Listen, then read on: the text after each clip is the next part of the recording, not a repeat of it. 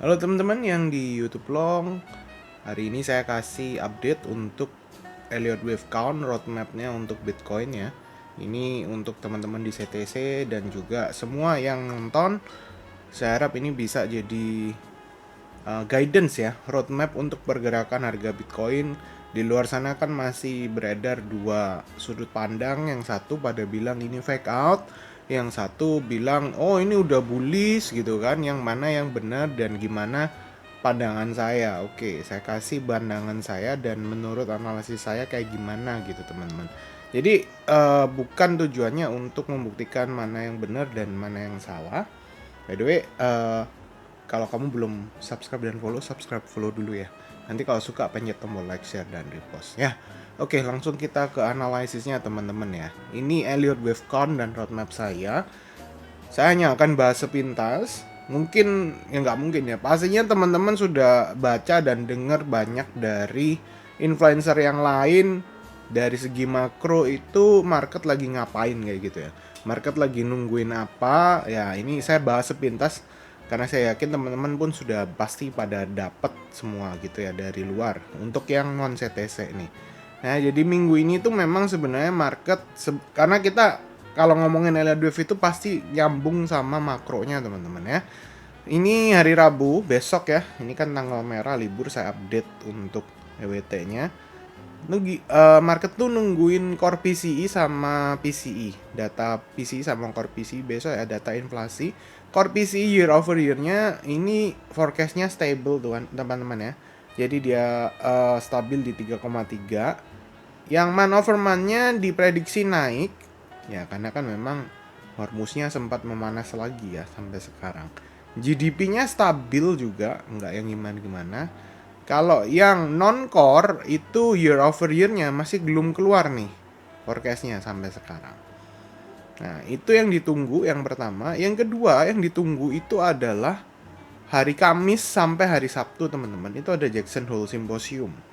Ya, ini apa sih Jackson Hole Symposium? Mungkin yang pada ini dibahas Jackson Hole Symposium kanan kiri tapi nggak paham, saya coba jelasin teman-teman. Jadi Jackson Hole Symposium itu adalah sebuah momen di mana kepala bank sentral dunia itu pada ngumpul jadi satu, membicarakan gimana sih enaknya mereka sebagai leader di apa namanya bank sentral ya, central bank leader negara-negara besar itu ngambil keputusan untuk menghadapi inflasi di negaranya dan di dunia ini, karena kan sistem fiat perbankan yang diciptakan oleh US dan Yahudi pastinya gitu kan, itu kan diadaptasi hampir di seluruh dunia kayak gitu. Nah, kira-kira apa sih yang action apa atau decision apa yang mereka sebaiknya ambil? Apakah contoh ya kayak kasus COVID kemarin kan, action yang diambil bersama adalah ngeprint duit sebanyak mungkin untuk membuat supaya ekonomi bisa recovery. Memang kalau kita bahas makro di belakangnya ada reason yang lain kayak gitu ya, ada agenda tersembunyi dari elit global dan shadow hand. Saya nggak bahas ke sana, itu uh, materi khusus untuk teman-teman yang nanti join di grup aja atau yang belajar coaching untuk paham gimana kondisi ekonomi. Nah, cuman ya mau saya bahas di sini adalah Jackson Hole ini tempat untuk momen dimana kepala bank sentral ini ngambil keputusan bersama gitu teman-teman. Dan ini lebih penting dibandingkan sama PCI sama GDP-nya, karena keputusan di Jackson Hole ini itu akan dibawa ke tanggal 17 September nanti. Itu keputusan untuk interest rate decision, interest rate projection, lebih penting projectionnya ya bukan decision, dan economic summary of economic projectionnya US, yang dimana itu akan men-trigger either arah marketnya itu naik atau koreksi tajam. Nah, jadi kalau yang di luar itu lagi memperdebatkan ini market sudah bullish atau masih bearish, ya kita harus tahu katalisnya, apa yang bakal menyebabkan market naik dan turun. Jadi nggak cuman asal oh ini menurut pendapat saya begini, menurut pendapat saya begitu gitu kan. Nah, kamu tahu nggak alasannya apa yang membuat market naik dan turun? Kalau kamu cuma tarik garis based on TA tapi tidak mengerti alasannya market bisa naik dan turun, well ya mati aja gitu ya. Makanya saya bukan tipikal trader atau investor yang hanya mengandalkan technical analysis, tapi saya juga mengawinkan ya dengan kondisi makro dan global economic kayak gitu. Artinya apa? Kita investasi dan kita trading itu with context bahasanya teman-teman. Jadi kamu nggak cuman hanya asal lihat tarik-tarik garis, gambar-gambar di trading view aja, tapi kamu ngerti kenapa market itu bisa naik, kenapa market itu bisa turun, itu ada reasonnya. Well ya, saya nggak panjang lebar lagi ngebahas tadi ya, Jackson Hole itu keputusannya nanti kalau positif ya market bisa lanjut naik, kalau negatif ya market bisa lanjut turun. Triggernya apa yang bisa bikin turun dan naik? Ya kita coba lihat nanti ya. Tapi kita baby steps dulu. Ini di minggu ini langkah yang akan kita tunggu adalah apa nih yang akan diambil keputusannya sama para leader bank sentral di Jackson Hole. Kira-kira Kevin Wars nanti bakal ngomong apa kayak gitu. Dia ada jadwal speaknya hari Jumat teman-teman.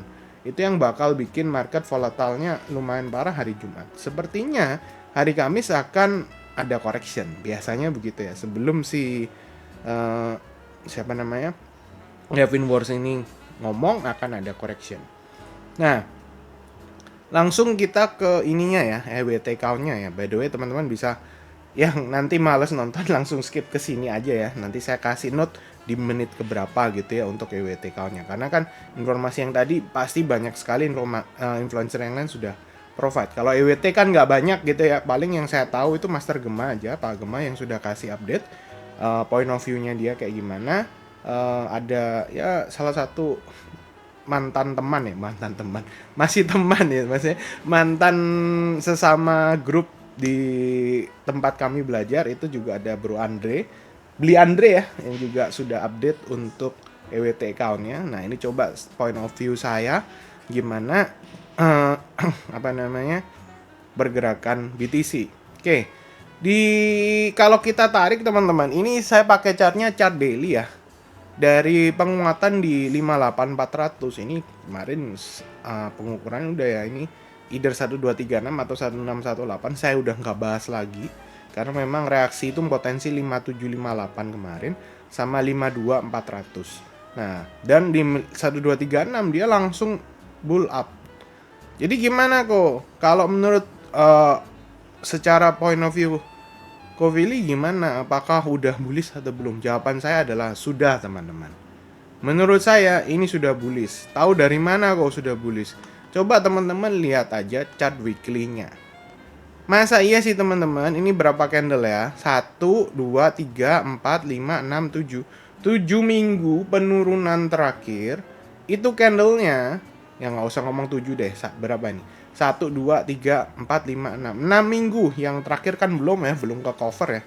6 minggu penurunan terakhir itu dihajar hanya dengan satu candle bullish weekly kayak begini. Ya, mungkin kalau mereka yang melihat ini belum bullish itu karena mereka ngelihat satu-satunya reasonnya karena weekly-nya ini masih supply. Yes. Sekarang ongoing di testing dan sedang proses ini akan breaking out. Apakah langsung? Tentunya tidak gitu. Pastinya akan ada sellers reaction. Banyak sellers yang akan giving pressure kayak gitu, teman-teman. Tidak akan semudah itu ya, bahasanya yang tidak semudah itu gitu kan, market langsung bisa breakout. Jadi gimana kok masih sudah bullish atau masih bearish? Saya jawab, untuk time frame kecil sampai daily itu semua udah bullish. Satu-satunya time frame yang sampai saat ini tuh masih bearish itu just di weekly aja untuk Bitcoin. Masih bisa kasih rejection? Yes, bisa, tapi saya rasa nggak akan jauh. Nah, secara Elliott Wave Count ini kan bottom di 58400 kemarin. Wave satunya ini di daily ya teman-teman ya. Itu naik sampai area berapa nih kemarin? 67 ribu karena di area sini ini adalah supply zone daily sebelumnya. Make sense gitu ya. Make sense sekali kenapa di situ ada rejection. Wave satunya dia sempat naik sampai sana dapat rejection, nggak berhasil breakout. Nah, probably pergerakannya nanti di weekly juga akan seperti ini kayak gitu. Ya, dia akan naik. Ya ini daily teman-teman. Coba lihat di weekly ya. Sama nggak nih? Tuh. Habis naik potensi ada rejection. Ini sama nih, habis naik nanti ada potensi ada rejection. Nah, di daily-nya setelah ada rejection, dia nggak create lower low gitu. Dia create-nya higher low. Lah, higher low itu adalah wave 2 yang kita tunggu-tunggu kayak gitu, teman-teman ya. Wave 2 itu proses koreksi untuk ngambil liquidity sebelum dia terbang naik lebih tinggi. Nah, ini di CTC kita berhasil nge-catch nih di bottomnya sini. Ini ngelong nih. Saya bukain chartnya BTC yang dimana kita ada long.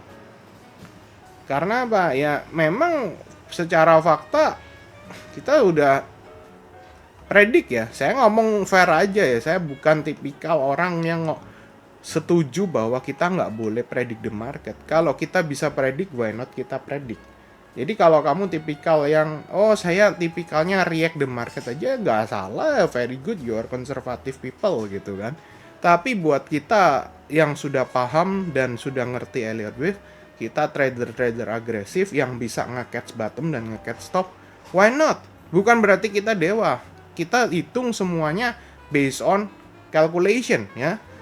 Bukan orang ngomong katanya, oh kamu akan stres kalau dengerin influencer yang predict top or bottomnya. Enggak stres kok. Ada hitungannya semua teman-teman. Ini Elliott Wave itu ada hitungannya.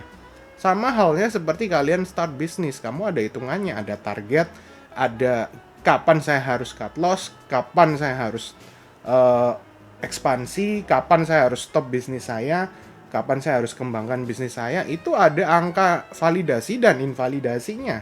Jadi kalau kamu bilang trading itu nggak boleh predicting, well, ya kamu konservatif, jangan salahin orang yang agresif dong. Sama halnya kita, saya dan teman-teman di CTC yang kebanyakan adalah agresif trader, itu nggak akan pernah salahin teman-teman yang konservatif kayak gitu.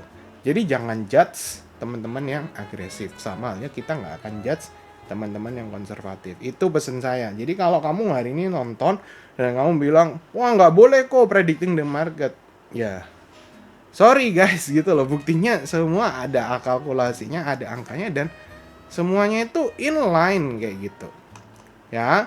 Nah ini kita long di sini, hasilnya wow, so far ini 42R teman-teman. Kalau kamu bisa predict the bottom, you get 42R, 42%. Resiko 1% dari modal di capital di futures market kita, riskingnya 1%, dapatnya 42%.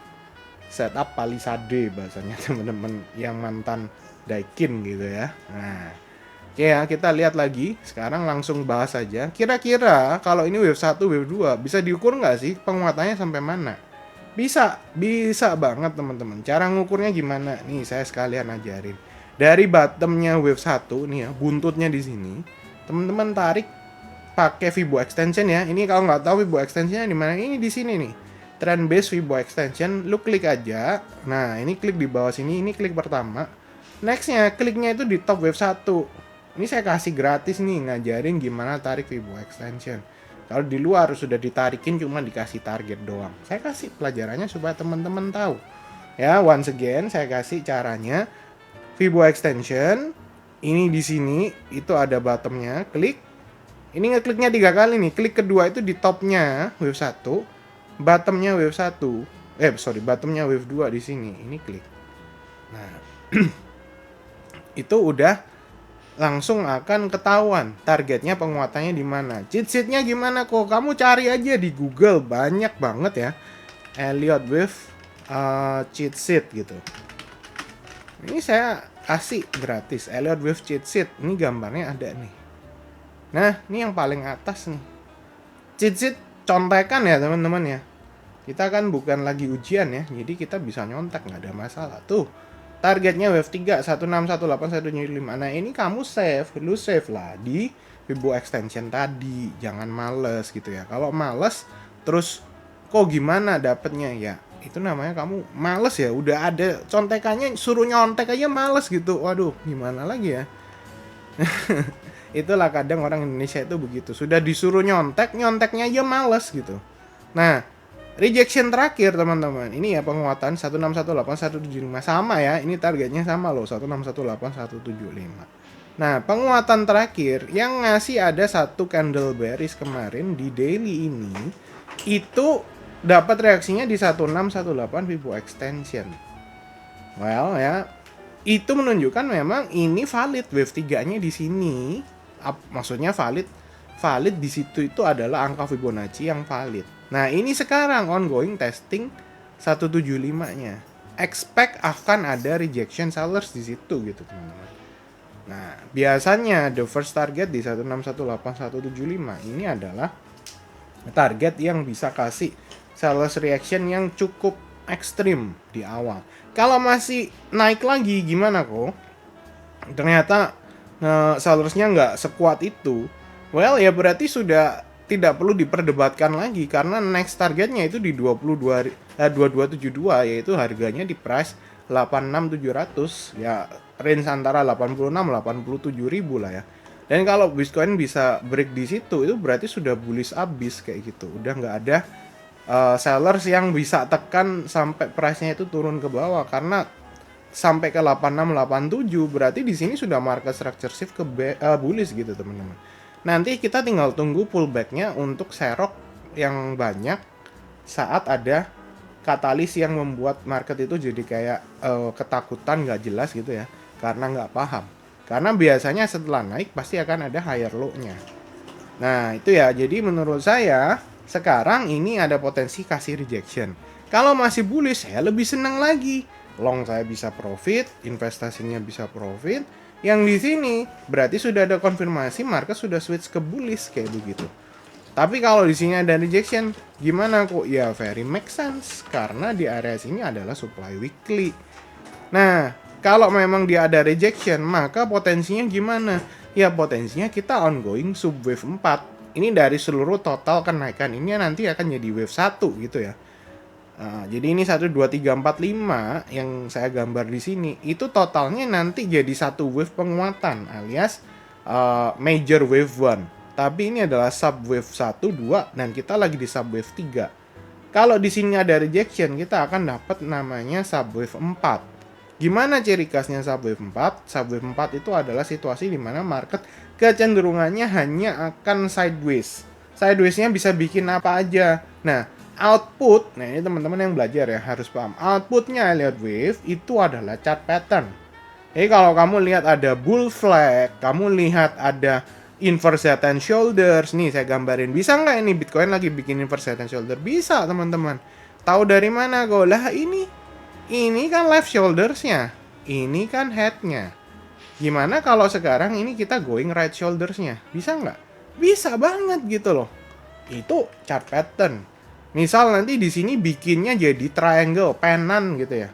Bullish penan, bisa nggak? Bisa. Atau ternyata dia cuman sideways biasa aja. Ya sama aja kan. Bullish rectangle berarti bahasanya. Kan begitu. Jadi potensinya wave 4 itu hanyalah ongoing untuk cari bensin di bawah untuk another push lagi ke wave 5-nya. Nah, kalau memang reaction sellersnya di sini ya di area ini kan penguatan terakhir ya.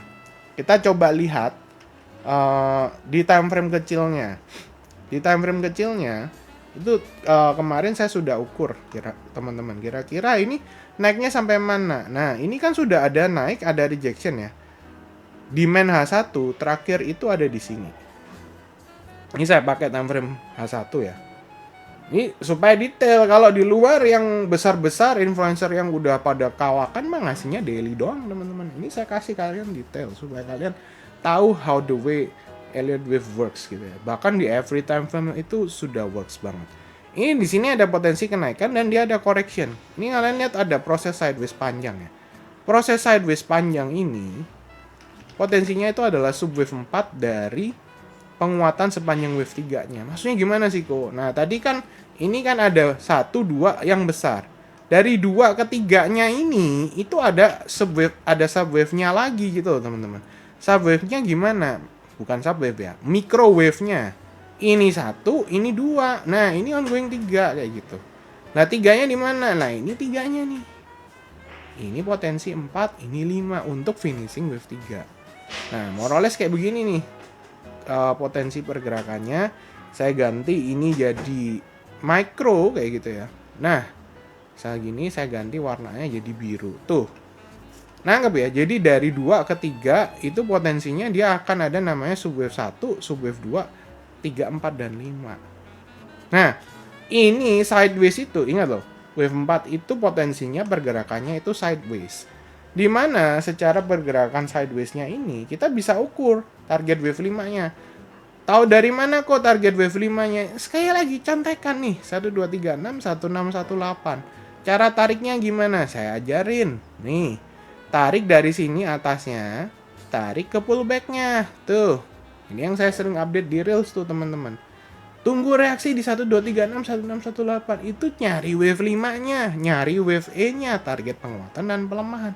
Nah, per saat ini udah tap 1, 2, 3, 6. Tapi sellersnya ini di 15 menit, ini masih reaksinya masih bullish banget gitu. 15 menit, demand-nya di mana? Nih, di sini nih teman-teman. Tuh, ini demand 15 menit nih. Ini demand H1 nih.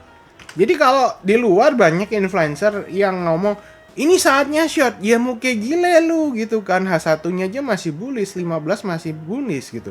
Even 5 minute ini sekarang masih bullish. Kamu tuh mau nge-short dari mana logiknya? Ya, bisa nggak dia kasih alasan reason kenapa dia short? Lah ini demand 5 menit aja masih bullish loh. Struktur time frame kecilnya masih higher loh. Kok bisa-bisanya di short gitu kan? Itu cari mati. Makanya saya sempat update dari sejak hari Jumat ya. Saya bilangin terus, remind terus supaya teman-teman jangan sampai jadi korban. Jangan sampai jadi korban apa? Korban influencer-influencer bodong di luar yang nyuruh kalian nge-short gitu kan. Hanya karena mereka tidak percaya atau disbelief bahwa this sudah bullish kayak gitu loh teman-teman. Ya, weekly udah closingnya kayak gitu. Daily udah market structure shift ke bullish. Satu-satunya time frame yang masih bearish adalah di weekly. Loh kok tapi tadi katanya bisa dikasih rejection? Yes, tapi kita tunggu konfirmasi. Jangan short tanpa konfirmasi.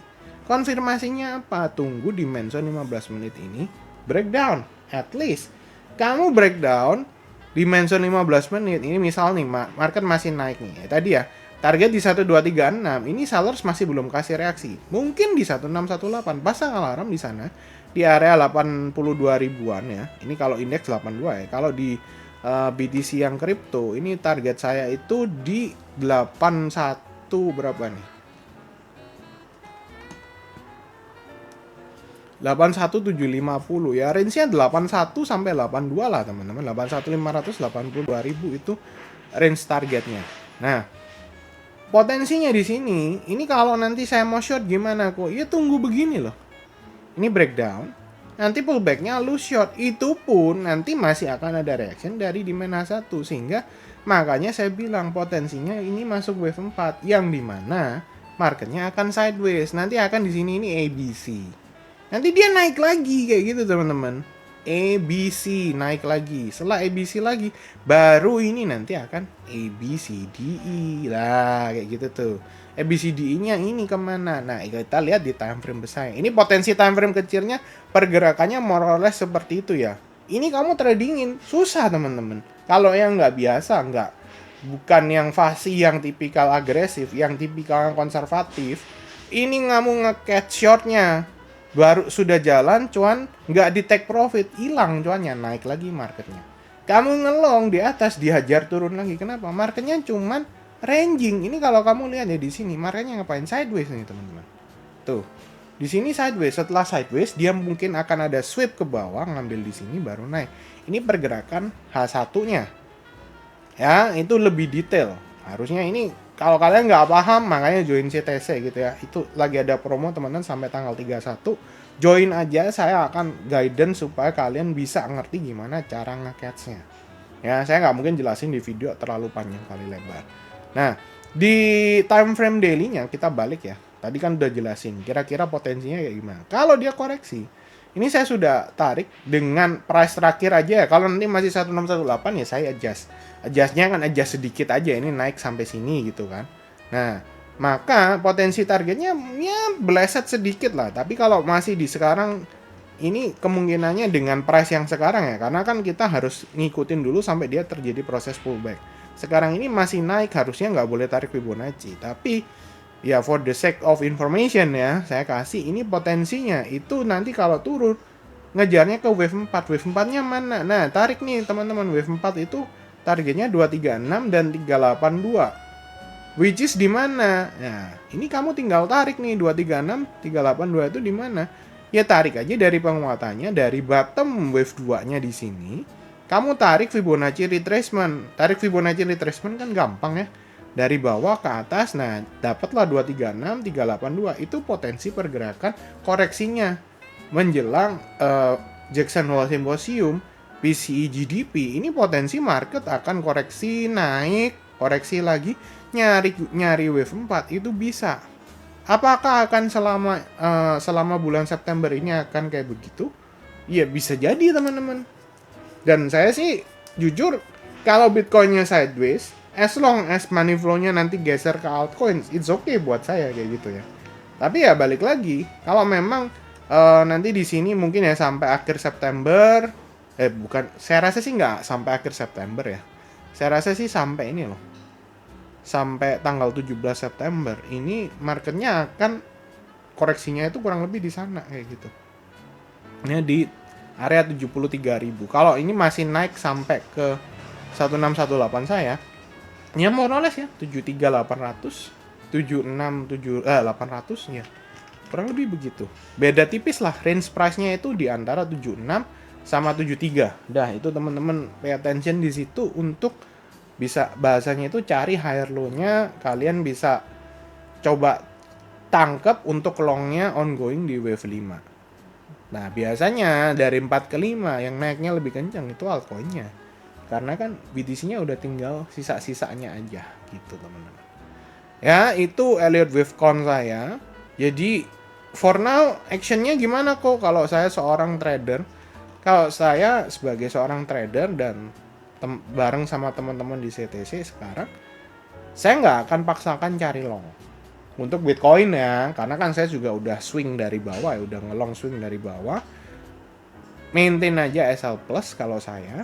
Nah, kalau nggak cari short apa kok? Nah, kalau cari short seperti tadi yang saya sampaikan, kita tunggu di reaksinya di 1618 atau 1236 ini. Kalau di 1236 ini ternyata ini hanyalah fake out. Nanti pergerakannya kalau kayak gini ya teman-teman ya. Kalau ini nanti pergerakannya more or less dia turun sampai di demand 5 menit nggak bisa breakdown misalnya atau fake breakdown. Terus dia naik lagi kayak begini. Nah, terus di sini dapat rejection, nggak bisa bikin higher high. Ya ingat loh catatannya, dia nggak bisa bikin higher high. Nah ini kamu short, nggak masalah. Shortnya di mana? Di sini. Dapat konfirmasinya di mana? 5 menit, 5 menitnya udah flip bearish misalnya kayak gitu. Nah dia udah flip bearish di 5 menit. Terus dia pullback ke area ekstrimnya di atas. Ini kamu bisa mulai short. TP-nya di mana? Nah, TP-nya terserah kalau kamu scalper ya sampai di demand 15 menit kayak begini kamu udah TP ini sudah 1:5. Nah, nanti di sini ini bisa jadi kalau menurut saya ya, ini nanti akan pergerakannya ini akan breakdown sampai demand H1 kayak gitu teman-teman. Nah, setelah ada demand H1 ini nanti akan diajar naik lagi kayak gitu. Baru dia nanti another lower low kayak gitu. Nah, itu potensi pergerakannya Bitcoin. Apakah pasti begitu? Ya belum tentu. Kita nggak tahu masa depan kayak gimana, teman-teman. Cuman secara potensi, ini ada potensi sellers akan kasih reaction. Tapi kalau ternyata yang dikasih sama market adalah dia bullish abis, testing langsung naik ke 87 gimana? Ya saya lebih senang. Gitu ya, teman-teman ya. Jadi, itu Elliott Wave yang bisa saya share. For now, jangan paksakan long. Kalau kamu masih mau coba cari long, boleh nggak? Boleh, tapi pakailah margin yang lebih kecil. Ingat, kalau kamu lihat di H1 ataupun H4 ya, sepertinya ya. Kayaknya H1 deh, kalau H4 masih belum. Itu sudah ada divergence. Tadi saya sudah ada update-nya. Ini pakai RSI ini misalnya ya. Nah, ini sudah ada divergence teman-teman. Ya, saya update sepintas aja biar supaya tahu apa yang sedang terjadi sama Bitcoin-nya. Ini sudah ada divergence tuh, lihat. Ya, di sini ini kan higher high secara price. Price-nya higher high. Tapi Osilatornya ini RSI-nya ini higher low, ini sudah bearish divergence. Kalau kamu pasti paksakan long, hati-hati nanti ke flash kayak gitu. Bukan di Bitcoin-nya aja, tapi di altcoin-nya juga ikutan ke flash. Jangan lupa, kenapa? Ini loh, BTC Dominance-nya ini spike-nya luar biasa nih. Nanti begitu ini total AS-nya ngedrop, BTC Dominance-nya masih naik, ya rungkatlah semua altcoin-nya. Hati-hati di situ. Ya, itu pesennya. Saya udah kasih analisis full di Elliott Wave plus potensi pergerakan harga di Bitcoin. Semoga teman-teman dapat sesuatu. See you di next update. God bless and bye-bye guys.